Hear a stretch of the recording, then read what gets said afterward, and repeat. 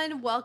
Welcome back to Champion the Passion, a weekly pro wrestling podcast where we inspire you to champion your passions and celebrate the joy in what you love. I'm your host. My name is Victoria Daisy, and today we're going to be recapping everything that happened last night on Friday Night Smackdown. But before we begin, don't forget to leave a 5-star review if you enjoyed. Follow me at It's Victoria Daisy across all social platforms, and follow Champion the Passion across all streaming platforms. But let's dive right into the opening segment with the greatest of all time, our WWE Undisputed Champion, John Cena. So he got out with some things to say.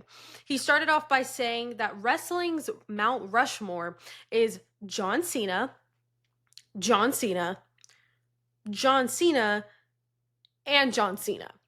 Which, so clever. I mean, I would have never thought of those four names. But he said, yes, there have been great wrestlers, but never anyone like him because he is smarter than everyone else. He laid out his plan to shock the world by winning his 17th championship. And, it really showed his true calculated nature because he really went through his entire game plan up until this point, which I thought was kind of cool, to be honest. Then Cena said, if Punk truly wants this championship, he has to admit that he's a hypocrite. Cena then said that there will never be anyone worthy of taking this championship from him. And then Cody Rhodes came out, and I was like, holy hell, here we go. Cody said he's not a part of his plan, but Cena is a part of his. Then he asked, well, where does that leave us? And before Cena could even reply, Randy Orton comes out, and I'm like, oh my gosh, here we freaking go. So Randy said that anybody who watched their match at Backlash knows that he had Cena beat. Randy then said that he now knows he has to do whatever it takes and go through whoever to win number 15. He then looked at Cody, which we all know their history. He looked him dead in the eyes and said that he loves him like a brother, but he will go straight through him if he absolutely has to for that 15th championship. And then LA Knight comes out. LA said that he knows Cena's plan doesn't include LA, but that's about to change right after King of the Ring or Night of Champions.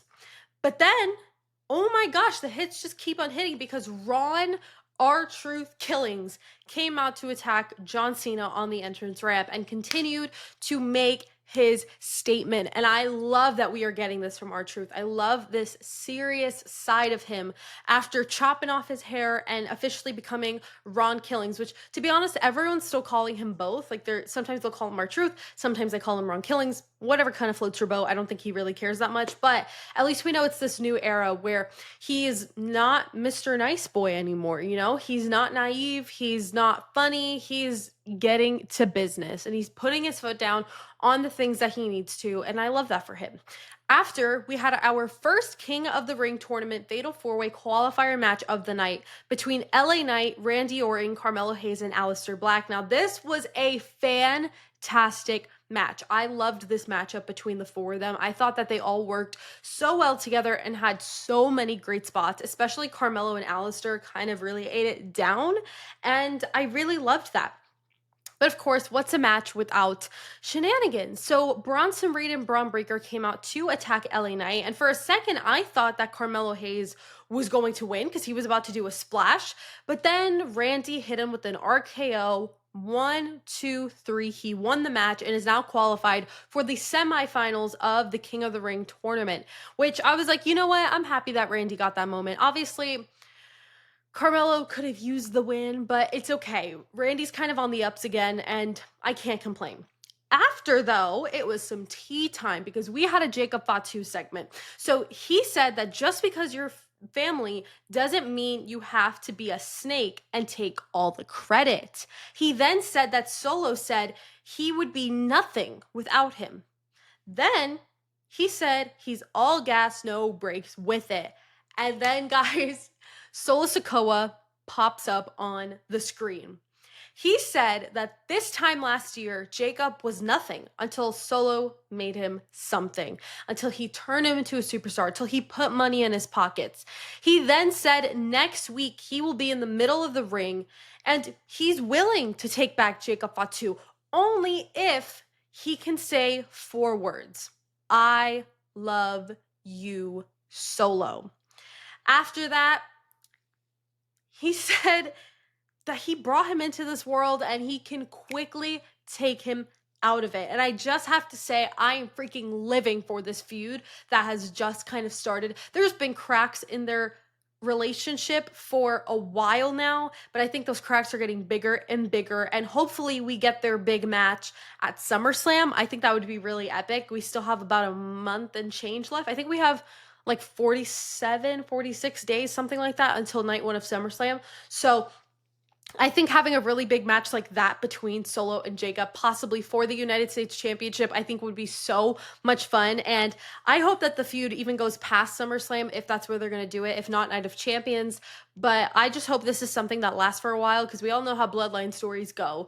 They never really end. So I really loved that. Then after we had our first Queen of the Ring tournament Fatal 4-Way qualifier match of the night, we had Jade Cargill versus Nia Jax versus Michin versus Piper Niven. Now, this was a pretty fun match. I really enjoyed seeing the 4 of them collide. And I just have to say, there was a lot of really fun spots as well in this match and really cool moments that made it what it was. At the very end, Jade Cargill won. And I really loved how she won because she did her finisher to Piper Niven. And I thought it was really interesting. For a split second, I thought her knees were about to give out, but thankfully Queen did it safely. But I loved that she was very dominant in this match, and I'm very happy that she's now going to the semifinals, which is next week. She'll be facing Roxanne Perez. I don't know if that's on SmackDown or on Raw. I'm not too sure. I don't remember if they've announced that yet or not. But after, we had a Naomi segment. Must we not forget Miss Money in the Bank in the house. She said that she doesn't understand why the crowd is so shocked because she told everyone that she was going to win. She then said that when she was going after the women's championship when Nia Jax held it, Tiffany Stratton was always in her way and ruined it for her because she was always trying to cash in on her, on Nia. She then said, nice Naomi, let that slide. But this Naomi, no, she's coming for revenge. And then our current WWE Women's Champion, Tiffany Stratton, came out, and Tiffany said that Naomi talks a big game but does nothing about it. So Tiffany basically dared her to cash in right then and there. But Naomi said, no, I'm not a fool. I'm going to cash in on you when you least expect it. And she's going to enjoy until then making Tiffany's life a living hell. And I was like, you know what, Queen, go off. Then Nia Jax came out from behind to attack Tiffany Stratton, but Tiffy was really quick to fight back. And then Naomi ran into the ring thinking, well, maybe I could just cash in right now. But Nia stopped her. So you can kind of see the little triangle happening here. And I just have to say, I hate how they always do this to Tiffany, regardless if she's champion or not. I feel like they always beat her down. A champion should not be beat down because why is Nia Jax still standing on top? I don't get it. So I don't like that. And I really wish they would stop doing that because that is literally your champion. Stop making her look like a fool. I digress. After, we had a, oh my gosh, bone-chilling match between the Motor City Machine Guns and the Wyatt Six. I loved this match so much. You guys know, if you've been listening to the pod for a while, how much I love the Motor City Machine Guns. And I also really love the Wyatt Six as well. And I was so excited to see them back in action with Dexter Lumis and Joe Gacy in the ring because I just love the lore behind the Wyatt Six. And I just thought that they worked so well with the Motor City Machine Guns. And I feel like I surprisingly enjoyed the match more than I expected to. Like, I knew it was going to be good, but honestly, I just enjoyed it a lot. And there was definitely a lot of crazy moves and a lot of intense moments that made the match everything it was. I mean, come on, you have high flyers like the Motor City Machine Guns up against two powerhouses with Dexter Lumis and Joe Gacy from the Wyatt Six. So I thought that collide was really fun. But in the end, the Wyatt Six won, and this was a huge win for them, and I'm so happy that they got that win. They're coming back on the ups, and I'm very hyped about it. Then John Cena came out again for another segment. And I'm like, buddy, what are you doing? Whatever. But it's okay. At first I was mad. Now I'm happy it happened for what happened. So when he came out and I was just like, oh, Jesus, take the wheel. I mean, whatever. He got on the mic to say that there is a level of disrespect, right, that he can tolerate. But R-Truth has just crossed the line. He didn't like that he attacked him earlier in the night after that segment. So he called R-Truth out because he wanted to fight him right then and there. But the complete opposite happened because the voice of the voiceless, the best in the world, CM Punk, came out, and Punk confronted him about feeling disrespected because the fans are the true ones being disrespected here. He said, let these people celebrate everything you've done for them and this business and give them a happy ending. But then Cena replied that nobody matters and that the only thing that matters is the championship. Punk then said that since he won't be nice, he's going to start being disrespectful because Cena knows that when the static hits and Cult of Personality plays, he knows it's about to get real. Punk said that the truth is that he can't beat CM Punk because when he was at his best even a decade ago, he still couldn't. Then Punk was clocking him left and right, and I was cackling. Actually, like the things that he was saying, I obviously didn't write every single thing down, but if you guys still haven't watched it, you guys need to go watch it. And if you did, you already know what I'm talking about. Like the things that came out of this man's mouth, diabolical. But of course, that's CM Punk, and we love him for that. Then he said, here comes Punk to make your final run interesting because he can't stop Punk. I loved that line. Then Punk said that Cena's a GOAT, but so is Punk because Punk has beat Cena in not only his hometown, but in Cena's hometown as well. Then he closed out by saying that the truth is people saying you can't see me, but instead I can see right through you. And I loved that as a closing line. But then, speaking of the truth, R-Truth aggressively attacked John Cena from behind. And what made me laugh is Punk got on the mic one more time and said, quote, sorry, the truth hurts. And I loved that. Again, like I mentioned earlier, I was really mad when Cena came out again. I was like, do I seriously have to listen to you yap? But of course, when the best in the world comes out, I can't complain. So I really, really loved that segment. I thought it was really good. After we had the second Queen of the Ring tournament Fatal 4-Way qualifying match of the night, we had Charlotte Flair versus Alexa Bliss versus Candice LeRae versus Alba Fire. Now, this was another great match. I felt that they really focused this match on the tension between Alexa and Charlotte, which for me was very nostalgic. And I just have to say, there's more to talk about after the match, in my opinion. So I'm just going to tell you Alexa Bliss won. But how? Hello, my Alexa just went off. I forgot that my Alexa is in here. Oh my God. I have to start muting my Alexa when I talk about SmackDown when this girl's on TV because now it's going off. Anyways, this is just the reality of podcasting when you have one of those in your room. But how she won, I felt was so amazing. Charlotte put Alba Fire in a figure eight, but Alexa, I have to whisper her name now because my thing is about to go off.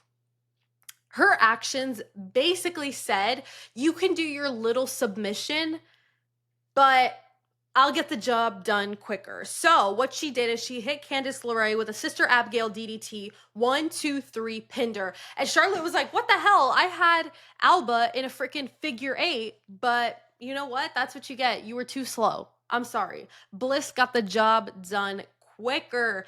And after the match, there was even more tension between Bliss and Flair, and I love it. Again, as a 2000s kid, peak growing up for me, peak elementary school, peak middle school was these two, and I loved it so much. So hopefully they continue to expand on this feud. I think this would be a perfect match for Evolution or SummerSlam, so hopefully that's something we get. I would prefer Evolution just because it makes a little more sense.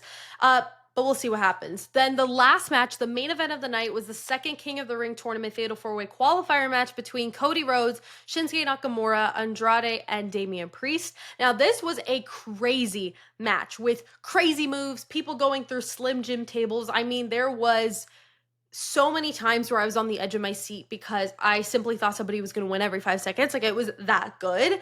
But in the end, after a great ending, Cody Rhodes won. Our freaking king. We love him so much, and I could not be more happy. So now Cody Rhodes is going to the semifinals along with who won earlier? I'm trying to remember. Oh, Randy Orton. So I don't think they're facing each other just yet. I don't remember who they're facing. Randy Orton versus Sami Zayn and Cody Rhodes versus, we're not sure yet. I don't believe that that's been announced yet because I don't think that that last match has happened. Correct me if I'm wrong. Whatever, I don't remember. But into my overall thoughts, I thought it was a really, really good show. My match of the night was definitely the second Queen of the Ring qualifier match of the night because I loved how much they focused and made this match about the drama and tension between Bliss and Flair. I kind of have to say last names now because of my and they just got me so excited for this feud, and I cannot wait. My segment of the night, hands down, was John Cena and CM Punk. I mean, that stole the show for me, to be quite honest with you. It was so drama-filled, and I love how Punk was absolutely cooking Cena. Again, as a 2000s kid, those are my goats, okay? And it was amazing. But overall, I'd rate the show about an 8 out of 10. Another phenomenal show for WWE on the road to Night of Champions in 2 weekends in Saudi Arabia, streaming exclusively on Peacock June 28th. I believe that is 1 p.m. Eastern. Wait, let me try to do my time conversion. Is that 10 a.m. Pacific? 9 a.m. Pacific? I'm sorry, guys. I don't freaking know time conversions, but you get the gist. But thank you guys so much for watching and listening to this episode of Champion the Passion. Don't forget to leave a 5-star review if you enjoyed. Follow me at It's Victoria Daisy across all social platforms and follow Champion the Passion across all streaming platforms. Don't forget to champion your passions and celebrate the joy of what you love. And I will see you guys in the next episode. Bye.